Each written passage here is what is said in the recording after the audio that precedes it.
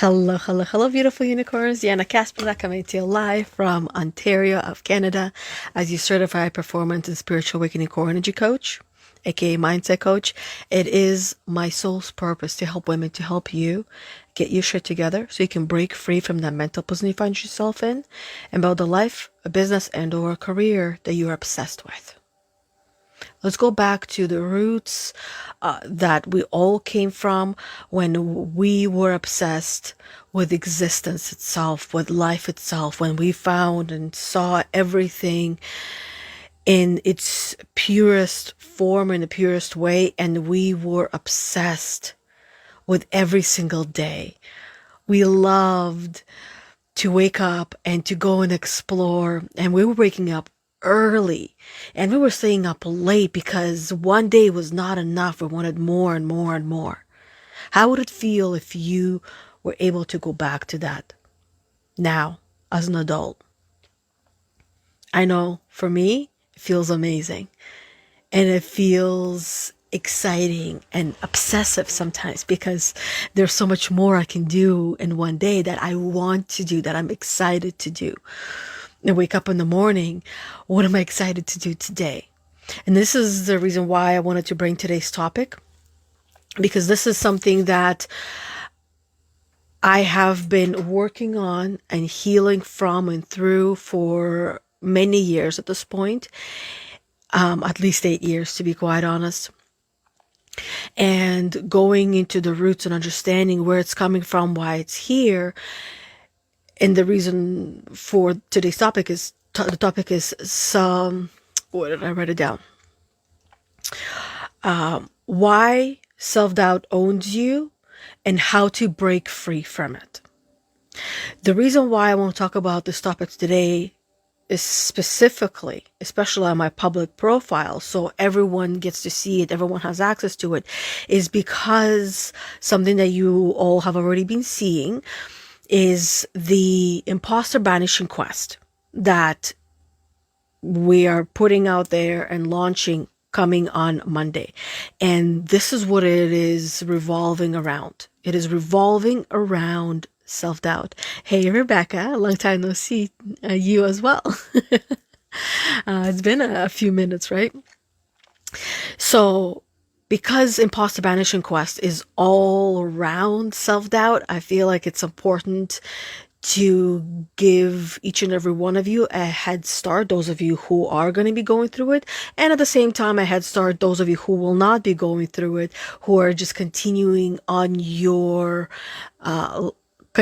with your life as it is. Okay, so the reason why self-doubt owns you, it is because it is one of your basic default programs that is filled with stories and interpretations and understandings that were created and taken on by you when you weren't even aware of it, but in order for you to protect yourself. That's what self-doubt is there for. It is there to protect you. It feels like it owns you because this is your habituous and subconscious pattern. This is your default program. You're not broken and you're not flawed. Even though you feel broken and you feel flawed, you are not. But your mind simply learned how to lean on to the self-doubt for protection. Weird how it is, isn't it? Is that you feel broken and shattered and unprotected and full of self-doubt because of self-doubt, yet it's there for you to lean on. It's like that friend that tells you the truth, reminds you of all your opportunities for growth and evolution, and you hate that friend because how dare you tell me the truth? How dare you not paint me as a magnificent, beautiful unicorn? How dare you tell me that I'm not perfect? But only a true friend will point those things out to you. Those who are not, they're using you as their way out to not have to do anything and not have to change. So they can stay the same.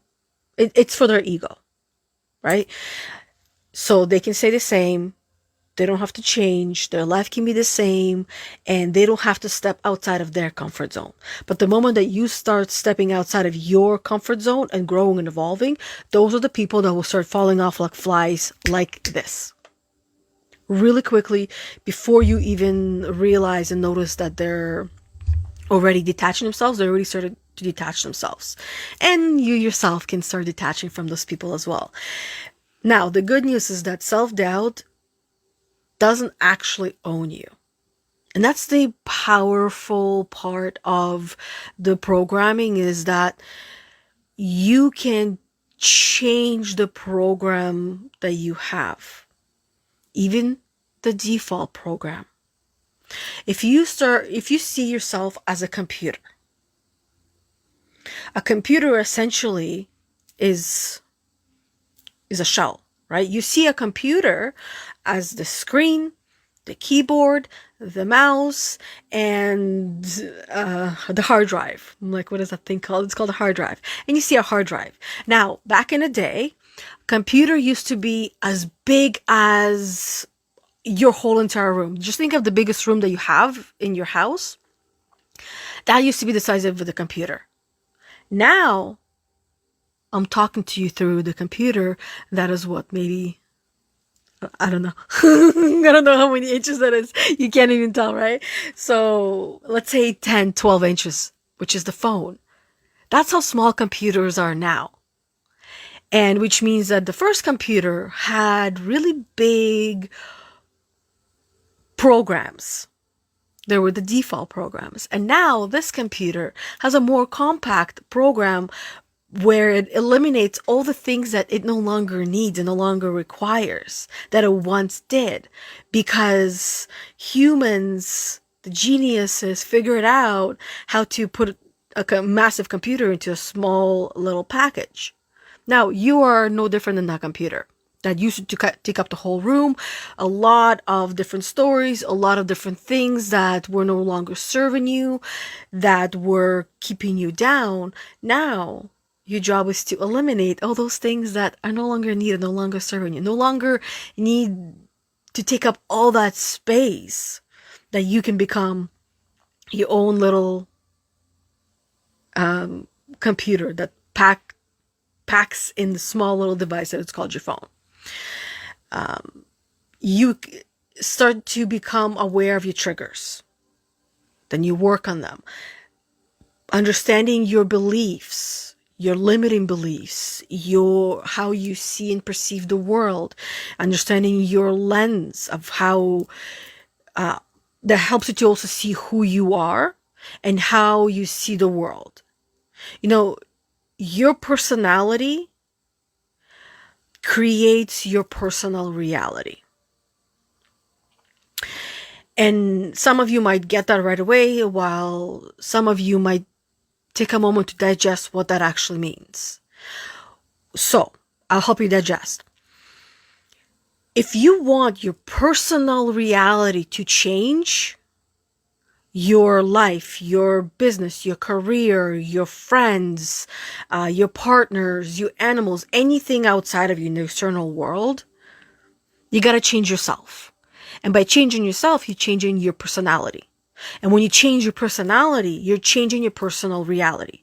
There are a lot of things that fall under the umbrella of your personality. A lot of things. And it makes up who you are. Makes up also who you're being and who you were, because who you were will always come with you, but it doesn't need to come with you as the big massive computer that you once were, because you take the time to release and let go and shed all those bits and pieces of the computer, of the stories, of your thoughts, of parts of who you were that don't need to come with you. All of you know, most of you already know, I love decluttering and organizing. So it's kind of like you are the big massive house and the things that no longer even fit you, right? You no longer like or enjoy. Maybe some things that you used to love now annoy and irritate you. Those are the things essentially about you. Some things you like, some things you don't, some things you are annoyed and irritated with yourself as well. And you got to take them out and give them back to the universe. Give them back to Mother Nature. Give them back to whoever you believe is there for you, that is watching over you, that is guiding you, that is there as your protector. Give it to them. They're just waiting, right? To me, it's the universe, giving it back to the universe. Or some days it's Mother Nature, going and sitting down outside or on the grass or on the rock or on a piece of wood or by the tree, and just giving what is no longer serving me back to where it came from, which is the ether, right? Which is the all existence, which is existence itself, which is the energy that connects us all to the world and with the world. We're not much different than the trees underneath the ground. With the trees, you see the roots, you see them all connecting, but with us, we don't see those connections. But I believe a really, really, really long time ago, we did. And we were all connected. And we were all doing and following the same things without the internet. So let's go over 10 things that I have here that create your self-doubt, that you feel that owns you. And it does own you. It does own you until you start separating yourself from it. And the way that you start separating yourself from it is by seeing it, by understanding it, letting some go, and rewriting and changing other things. So, as you know, all of this programming started to be put into you from a very young age. It actually started before you were born. Through your mother, through everything and everyone that your mother interacted. You were starting to become programmed back to that computer. You were a computer that was completely blank. You just arrived at the factory and there's nothing in you. You're a computer. And before you get the computer at home, before, let's say Amazon ships it to you, they put some programs in it. What is it? Windows 10, 11, 12, whatever Windows number we're on now. They put all those programs into this computer, into the hard drive, because it's in the hard drive. It's not on the screen. It's not on the mouse. It's not on the keyboard. Those are just tools for you to access the computer, right? To connect with the computer. So you also have tools to connect with yourself, with the hard drive that is within you, that is connected to the internet, if you will, to the universe, to all beings, to all existence. It's the internet via the computer. And you can connect with it. So it gets programmed, and then it arrives at your house, aka you were born. But before that, you received some programs. And then you get that computer, you plug it in, and you start using it. You go even just on the internet, and a computer learns the things that you like and the things that you don't like. It creates its own specific algorithm that is going to, I'll give you a perfect example. If I go and let's say I Google self-doubt, just word self-doubt. For me, I will have things that are geared towards me, that I can relate to and I can understand, because the computer knows me well enough, and what kind of information, and the internet knows me well enough, what kind of information I would resonate with, that's meant to be for me. You go on Google self-doubt, and the things that you receive, the links that you receive, are not going to be the same. Some might not. or it might be entirely different. You Google cats and I Google cats. You're going to see specific links that are geared to you. I will not. This is how we become as well. Where we start to show up for the world, we realign our own personal algorithm that will work with this person, with that person, with that person. Now, we're not an actual computer. And even if we were, just like a computer, over time, it no longer operates at its ideal capacity. It needs updates. It needs cleaning. It needs rebooting. It needs to be even the hard drive once in a while needs to be changed because it becomes outdated. Now, you as a human computer, how do you keep up with the program of yourself? How do you change the programs? Because some of these programs, when the computers just came out, the programs that we had access to, they're no longer there. They're no longer available. But you as a human computer, you're still accessing them. You're still using those old ancient programs that made you, that created you, that were given to you from before you were actually born. You're still running on those old programs. How do you change them? Once again, it's not much different than the actual computer. You gotta learn. The computer needs to learn new system. It needs updates. It needs to have new programs put into it. You as a human, it's personal development. And the rebooting part is your personal growth, which means that you're going to go and learn something, a program. You can go and learn and find answers to your questions all on your own, or you can simply follow a program, an actual program that is given to you and put into your computer. And then once it's in there, you're going to follow and do what the program says to do. And it's not going to end once you're done, once that program is installed in you. Once you learn that program, once you go through the program, you're going to continue learning it and learning from it, because it will connect to everything that you refer to as life.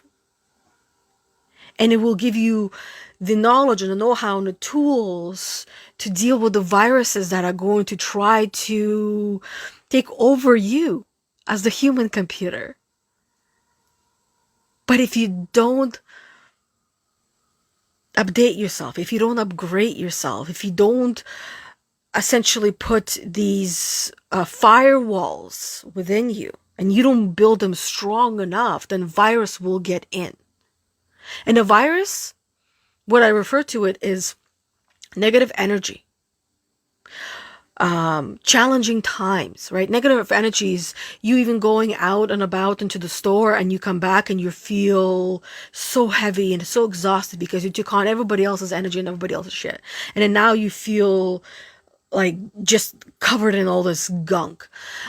People in your life that are negative.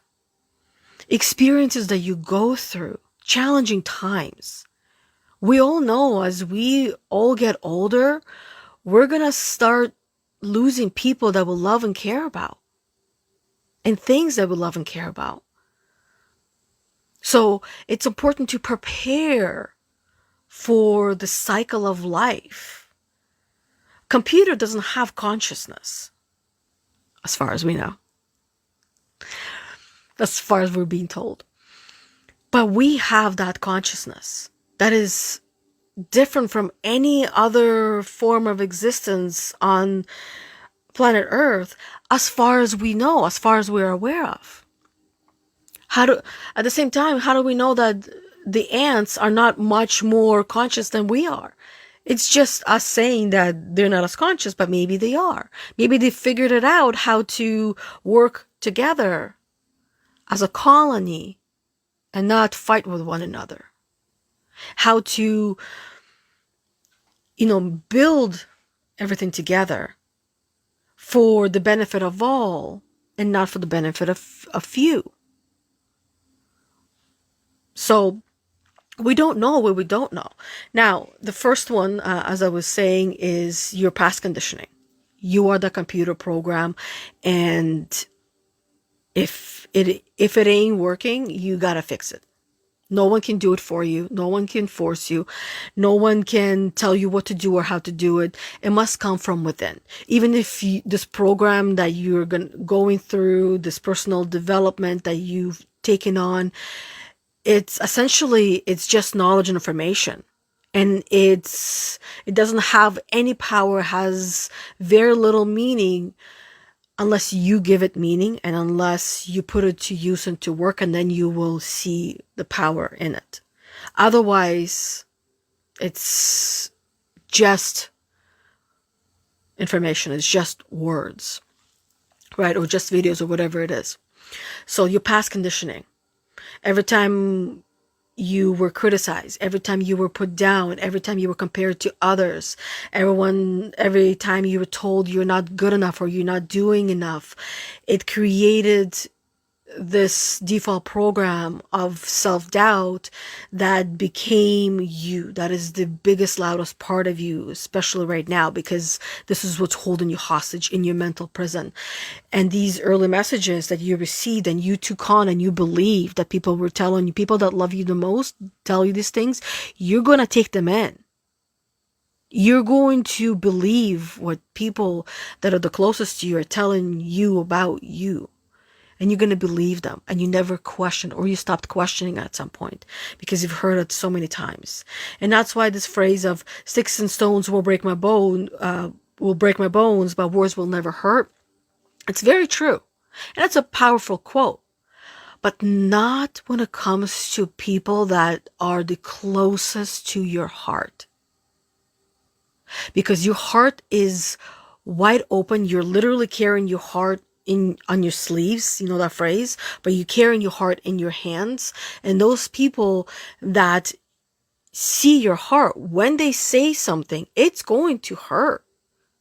Yeah, granted, maybe not all the time, but the moment that you close your heart to them and their words no longer hurt you, that means you're no longer open to those people. That means you're no longer comfortable and feel safe with those people. Those are the people that you give your all to, and your most precious and your most vulnerable self, and you expect them to cherish that. And that is the biggest compliment that anyone can receive, I believe, I think. You can tell me if there's other biggest compliments, but when you feel so open and with someone and you trust them and you give them your all and you literally give them your heart in your hands, that's, to me, that's everything. Another second reason why you believe and you feel that your self-doubt owns you is your fear of failure. And I'm going to attach it the fear of success as well, because fear of failure is connected to the fear of success, because subconsciously you know that when you are successful with what you're trying to do, or with who you're working towards becoming, or with what you're trying to achieve and the goal you're trying to grow into, you know that your personality will change and your personal reality will change, and you are subconsciously scared of what all of that brings, because change is not linear either. We think that it's like, I want you to think of the times when you said you wanted something, and then you had that thing that you wanted. And the reason why you wanted is because you had this fantasy about what your life was going to be when you had that thing that you wanted. And then you got that thing that you wanted, whether it was an experience, whether it was a haircut.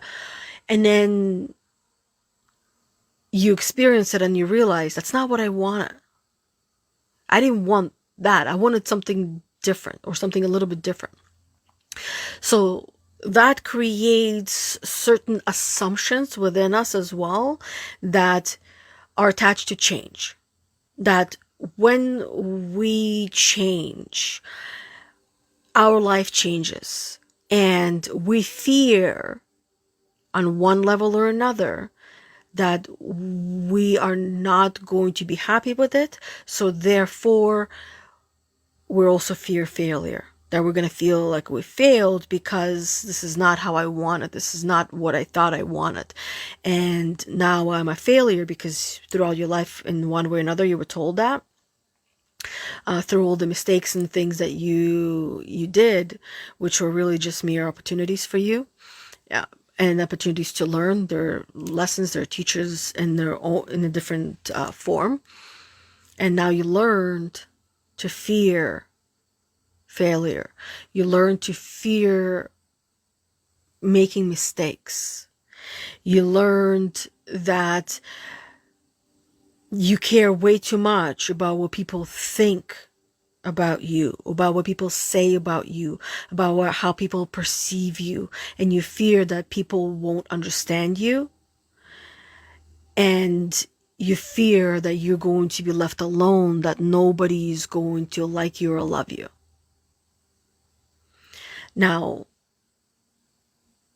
none of that is really the truth, right? Now, as adults, even though those programs are so deeply ingrained, we do understand that no matter what, there's always going to be people that love us.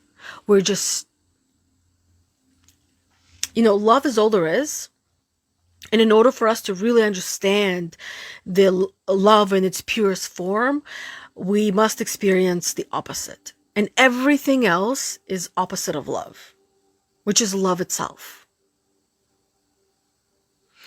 So the third thing is, as one of the things I talk about very often, is perfectionism. You're trying to be perfect at everything you do. You're trying to be flawless. You're trying to make it easy for everyone. Whatever it is that you're doing, you're trying to do the best that you possibly can. You get into the cycle of, before I start anything, I must know everything about it, which really slows you down. So perfectionism is another one. Comparison is another one, because you were taught how to compare, because you were being compared to so many different things or so many different people as you were growing up, which was there to teach you how to really just see the opportunities, see what's available to you, and then choose whether you want to do it or not.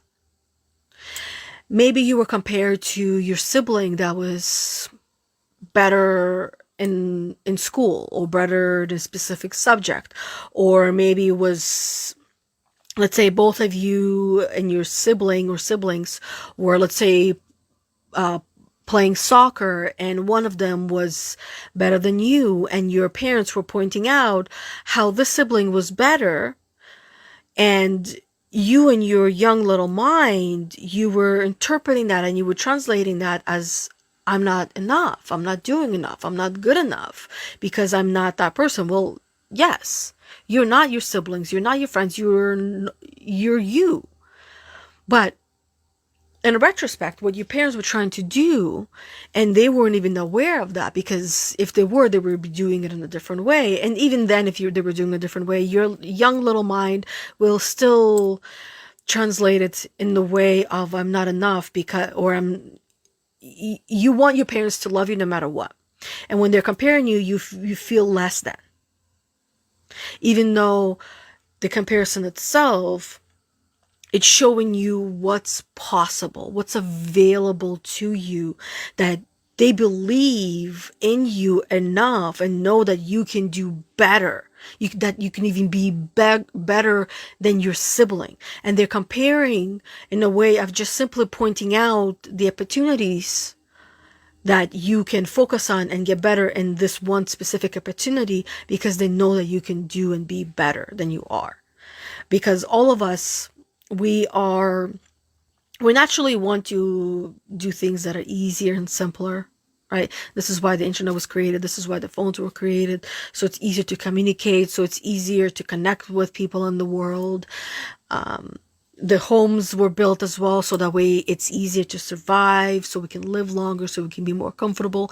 Everything is around comfort. And our parents were just trying to show us the opportunities to push ourselves, to push us to do better, to be better. Could it have been done a different way that resonated with you? Yes. But you didn't come with a handbook. You didn't come with instructions of how to talk to you specifically to get you to hear and understand. And for the parent, how to speak and express themselves, so that way it clicks right away and it connects right away. It takes time to understand.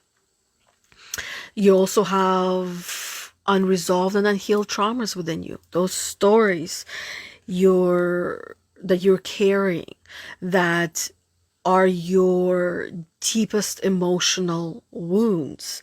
I actually wrote down, let me actually get it, because I think this is perfect for where we are right now, what we're talking about right now. So I wrote down a thought that came to mind this morning is that I think I heard it somewhere. A lot of the thoughts and a lot of realizations that we have, they come from different places, different teachers, and then we only hear them when they come through us, when they come from us. So what I wrote down is, you need emotional medication that only comes from communication. I'm going to say it again. You need emotional medication that only comes from communication. Which means when you communicate, when you express yourself, because this is what happens when you communicate, you start to heal your emotions. There's a reason why therapy can work, psychiatry can work. And I say can work because it can work only if you work at it. And also only if you get the right people for you. Coaching can work. Anything can really work where you are expressing yourself and communicating your feelings, your emotions, your thoughts, your stories, your blocks, your triggers, your limiting beliefs, all of these different things that make up you. And when you communicate, you understand those things more, and also you start to understand yourself more. It's how you also understand and start healing your trauma as well. There's quite a bit of lack of awareness as well that we all have. And when people point things out to us about us, they're pointing out who we are and how we're being and how they're seeing and perceiving it, because it is their way of helping us raise our own self-awareness, so we become more self-aware with how we are being, how we're showing up, that we're not aware about. So just think about that one for a minute, okay? Let that sit and digest. Negative self-talk that you have, that comes from your inner critic, that comes from your imposter, that is your gremlin, that was created there to keep you safe, to keep you protected, but it no longer is doing that. It is destroying you from inside out, little by little, because all the stories that it is carrying and holding on for you, they are designed to protect you from getting hurt. And you're now an adult. The same things that hurt you as a child no longer hurt you as an adult. So in return, what they're doing is they're keeping you protected and safe in your box, in your bubble. and you continue to feel small, as you once did when you were a child, when you felt really small and insignificant. That's how you're feeling now as an adult, which causes you to feel isolated, alone, and lonely, unseen, unheard, unvalidated, and unloved. That's the gremlin that keeps you hostage in your mind. But the great news is that you can learn so much from that voice, from that part of you, and heal from it, and allow those voices to actually help you grow and evolve in ways that you wouldn't be able to any other way. It's the most powerful teacher that you have available to you. And it is the most, it's the deepest program, the deepest ingrained program in the story and the messages that you have. And they're highly, highly, highly personal. Everything that it holds, everything that it carries, all the stories are from you. They're made by you, they're created by you when you weren't even aware. And now you're living through that program. But you don't have to, because that can be changed as I continue to remind you. And the last thing I want to mention is which is, of course, the now is connected to the voice of the imposter, which is the gremlin, that inner critic that you have, that all of us have. It's connected to your inner child. Because all of those things, or most of those things, were created that make up you now when you were a child. When you weren't even fully awake, when you weren't even fully turned on, and you were a sponge taking everything in and believing everything that was said to you about you. If the teachers were even saying that you're a slow learner, that you're stupid, that you're an idiot, and if you just heard them talk about you, not maybe directly to you, but about you, maybe with your parents, you heard it and you believed it to be true. And when you believe to be true, will be true. So then you started to believe that you're a slow learner, that you're stupid, that you're not intelligent, that it takes you forever to learn, which is a slow learner, or you're too sensitive, or you're too much, or you're too energetic, or you're too wild, or you're too loud. You're too much of something, because everybody just wants to keep everyone in the box so that way they don't have to change. And you believed all those things. I know I believed all those things until I started to awaken and question everything and realized I'm not too much. I'm not too wild. I'm not too sensitive. I'm not an idiot. I'm not a slow learner. I just don't like to... I'm picky when it comes to learning. Just like you're a picky eater. Well, in a way, all of us are picky eaters. And why not? When there's an abundance of food available to us and an abundance of food products that it's available to us, we can be picky eaters. And we can and meant to be picky learners. We're not meant to learn everything that is put in front of us. We're meant to learn the things that we like and enjoy. So we can pick, because there's an abundance of things that we can learn. An enormous abundance. Just think about how many books are out there in the world. Probably like billions and billions of books. Are you going to read them all? Are you going to learn them all? No. You're going to be picky about what you're going to spend your time reading and consuming. What you're going to digest. What you're going to learn. And then what you're going to apply from what you learn.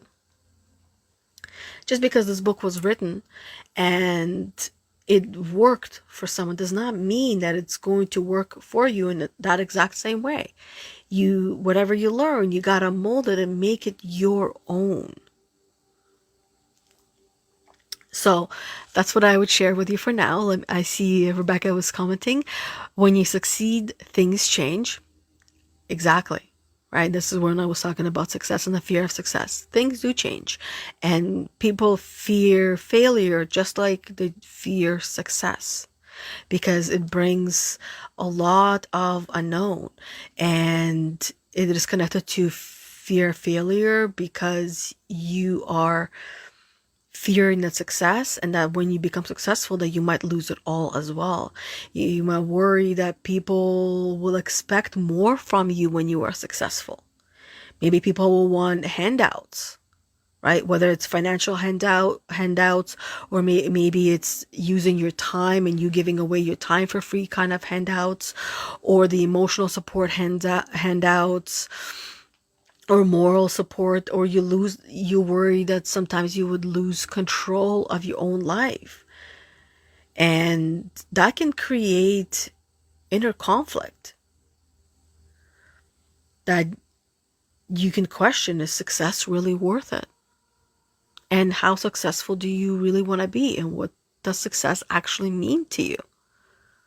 What success means to me might not mean the same thing to you.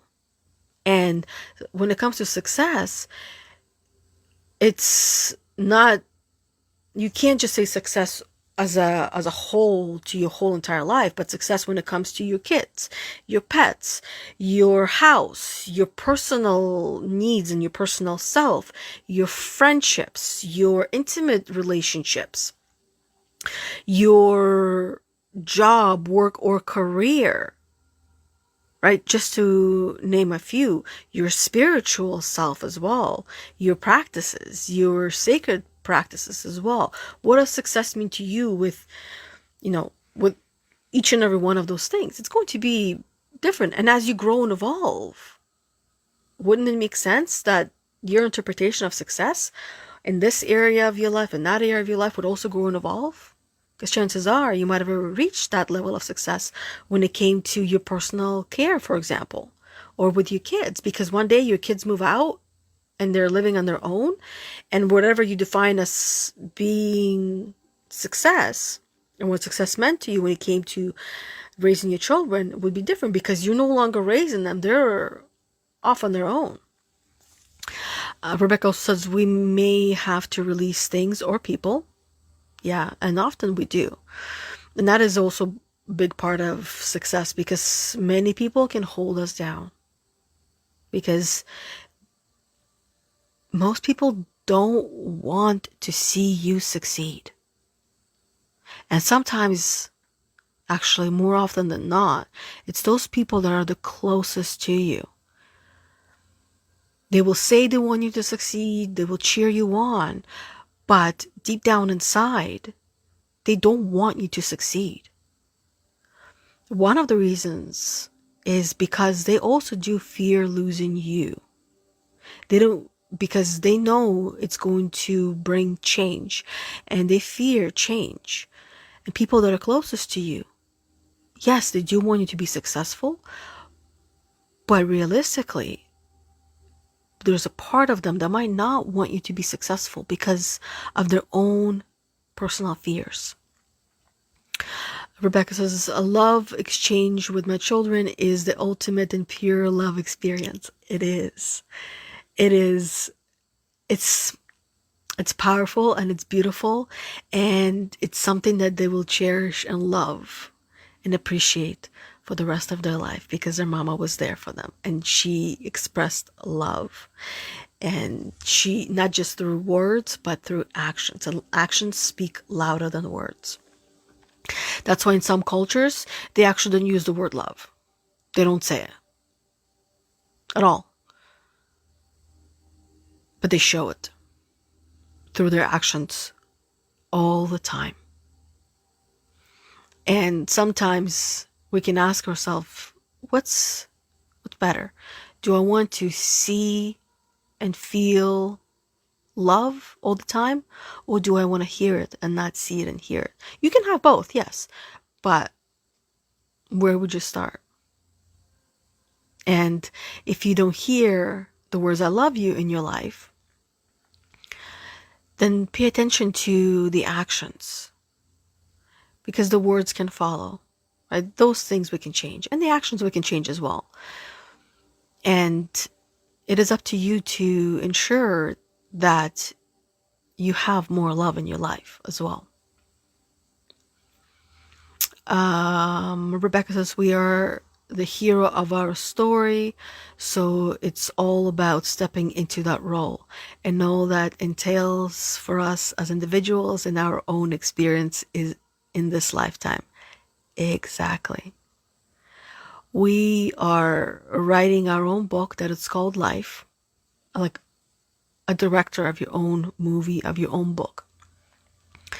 And it's up to us to see ourselves as we want to see ourselves, which also means change. If you see yourself as this specific hero of this specific lead role in your own documentary that is your life, and you don't like it, you gotta identify what you don't like, and then what would you rather do or have or be instead,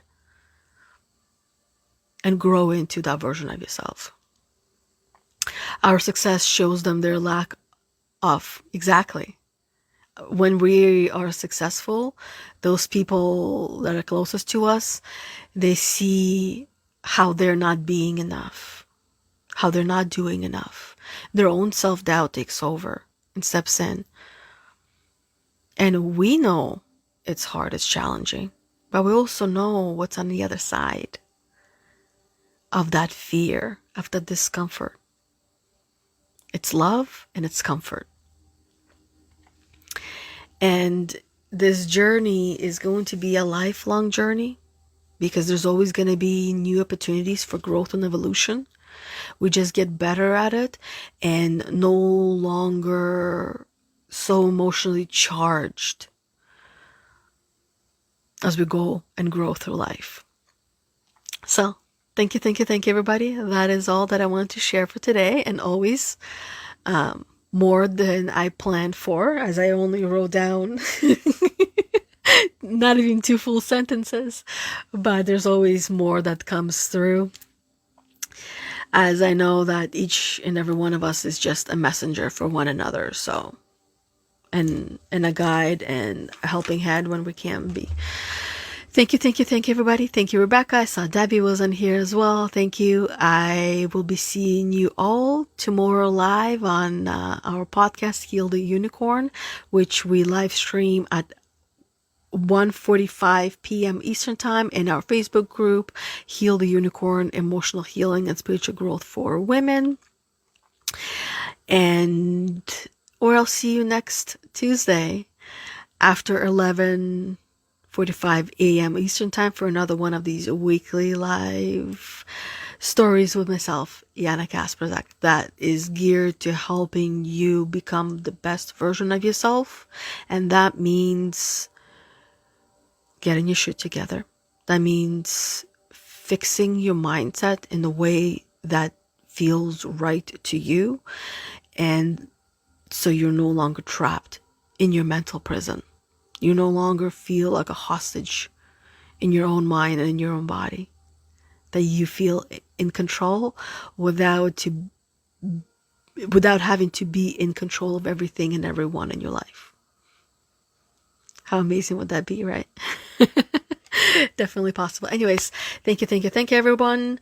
Just a reminder, Imposter Banishing Quest starting next Monday, the 28th, the week of the Halloween, since it's the most powerful time for all of us to really start going in within and doing that work that is meant to be done, so we can step into that new version of ourselves and eliminate fear and make fear our bitch. Get rid of that self-doubt that is holding you hostage and banish that inner critic, right? How amazing would that be? So just a reminder, if you haven't booked your call yet, book your call with me so I can take you through what the quest is going to be about, what you can expect, what's included, what's not included, and how long it's going to be for as well. Anyways, until next time we see each other, have an amazing rest of your day. Bye.